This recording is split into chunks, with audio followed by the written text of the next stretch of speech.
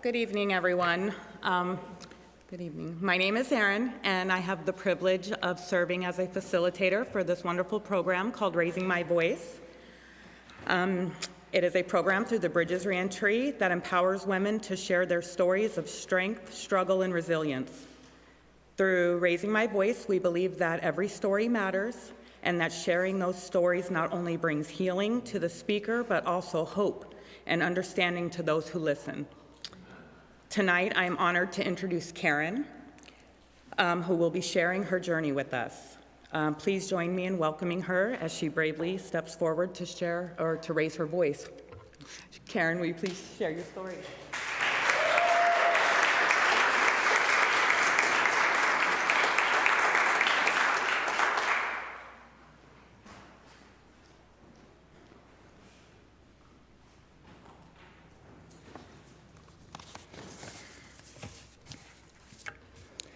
We all have a story, a life story, right? Some are sad, some are hard to listen to. Maybe some are like a fairy tale, but we all have one. My life wasn't perfect by any means, but it was a life with ups and downs just like everybody else. That was until 2011, the year my whole world crumbled and I lost everything. But to understand what happened, I have to take you back to before it all fell apart, back to 2009. At that time, I was living in a homeless shelter with my 4 small children. My oldest son, who was an adult, was also living at the same shelter in his own room, raising his young daughter. It was one of the hardest seasons of my life, full of fear, uncertainty, and daily struggle. But then a breakthrough. My transition housing came through, and not long after that, Section 8 approved me. I was able to move into a townhouse, and for the first time in a long time, we had a home.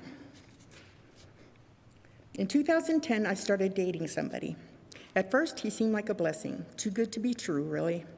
He helped take the kids to school, made sure there was food on the table, and gave me the kind of support I hadn't felt in a long time. But the truth showed itself eventually. It all started to unravel around on April 9th, 2011, my daughter's 8th birthday. We took all the kids, plus some of the neighborhood, to the park to celebrate. On the walk back home, my daughter tripped and fell, hitting her eye. She ended up with a black eye, but she said she was fine. She went to school the next day and everything seemed okay. But the day after that, CPS showed up at my door. They said they were removing my children.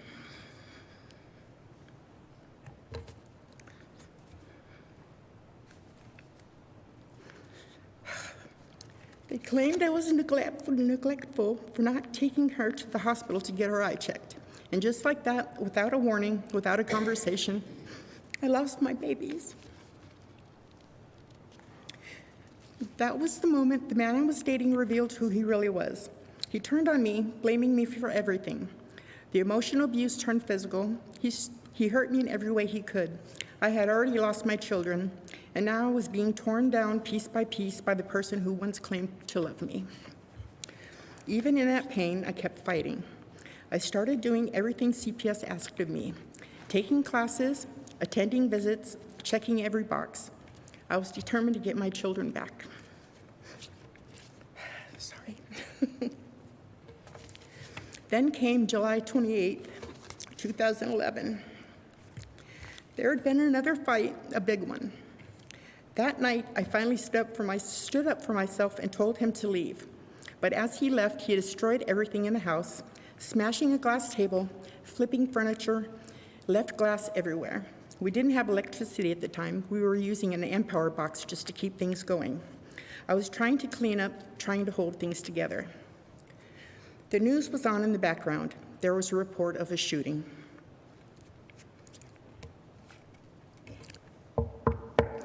Then came a knock at the door. Before I opened it, I knew. It was the police. My oldest son, my baby, had been murdered. He was shot 3 times. And still the system didn't stop.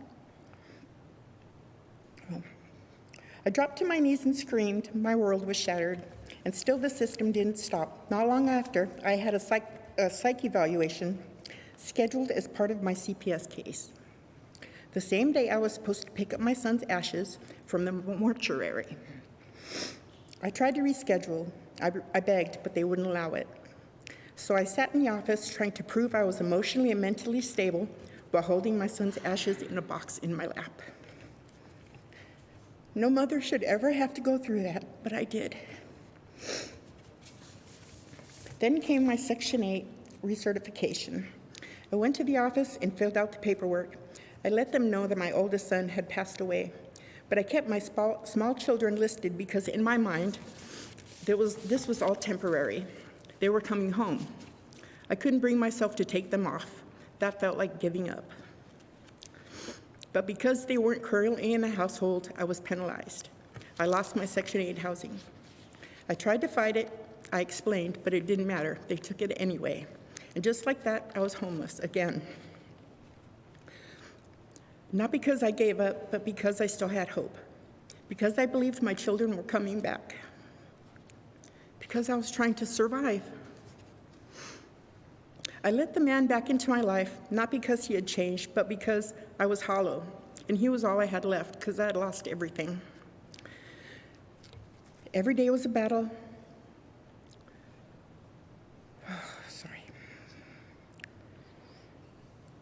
Living on the street was a struggle like no other. Every day was a battle, and not just to eat and find shelter, but to stay safe, to stay sane, and to stay alive. And he just got more and more violent. Eventually, I started selling my body so we can get motel rooms, just to have somewhere to sleep, somewhere to shower, somewhere to feel human for a night. It wasn't about choices, it was about survival. It was about trying to create just one night of safety, one moment of dignity in a world that had stripped me of almost everything. And of course, that was when my fight with CPS ended. After everything I had done, the classes, the visits, the evaluations, the pain, I lost. They closed the case. I lost my children. In 2014, I was making really bad choices and I caught charges. Him and I together.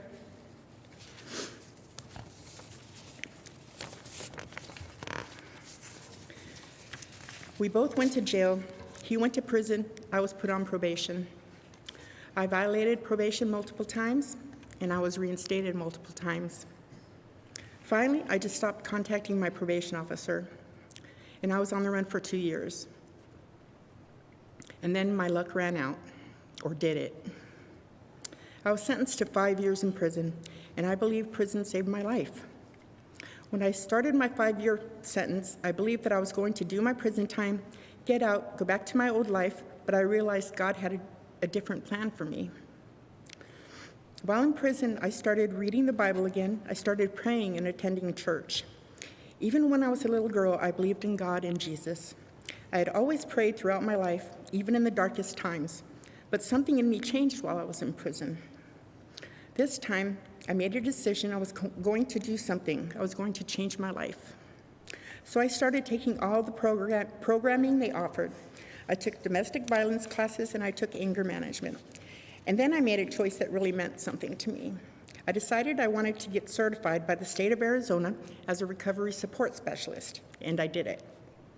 It was such a good feeling because for the first time in a long time, I was learning so much about Karen. And I got to tell you, I know exactly what that change was. It was the Holy Spirit in me. And God was speaking to me, telling me, Karen, I've got you. A year before my release date, I got a job as a recovery support specialist working for Second Chance program. And that was such an amazing journey, helping all the women. I was facilitating groups. It was just really good. I enjoyed it. And then I got an email from my son Michael's adopted brother. My son Michael had moved to New York to be with his adopted family while I was in prison, and he got shot. He was hit in the shoulder and a bullet went through his throat. I thought, there's no way I'm going to lose another child, please God. That was April of 2024. I was able to get on the internet and find out what hospital he was in, and Mrs. Trujillo, my CO3 in Second Chance program, allowed me to call from her office. I called the hospital, and there was no answer. I got the room number, and I kept calling, but there was no answer. But I kept praying that my son was okay, because I never got any more response from his adopted brother. And then, on my birthday, on September 26, 2024, I got a message from my son, Michael.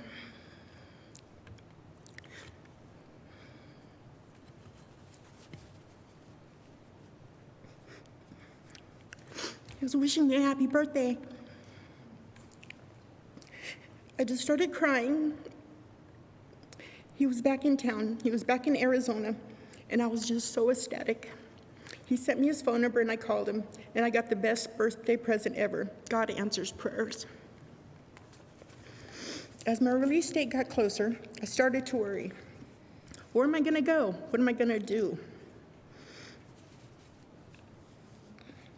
I thought, these programs are only like 3 months long, maybe 4. That's not enough time to get your life straight. Then I met Erin Houston, who was a participant at the Second Chance program, and she told me about the Bridges Reentry program. I thought, there's no way I'm going to qualify to get in, but I went ahead and filled out the application, wrote my little essay, and waited. And guess what? I got in. My second day home from prison, my boys came to see me, and now we talk every day. My girls, well, we're working on that. I am reconnecting with my children, and that's a beautiful feeling, and definitely a gift from God. I'm only 5 months into my program, but it's such a safe and fulfilling place. It's well-rounded, supportive, and full of purpose. My ask is this, that there would be more programs out there like Bridges Reentry for women being released from prison. Programs that offer long-term housing, trauma therapy, job placement, and emotional support. They even bought me a cell phone and pay the monthly bill until I can pay it myself. How amazing is that? My plan for the future is to go back to school and further my education in the medical field. It's a rewarding job for sure. I have past experience as a medical assistant, and caring for others is my passion.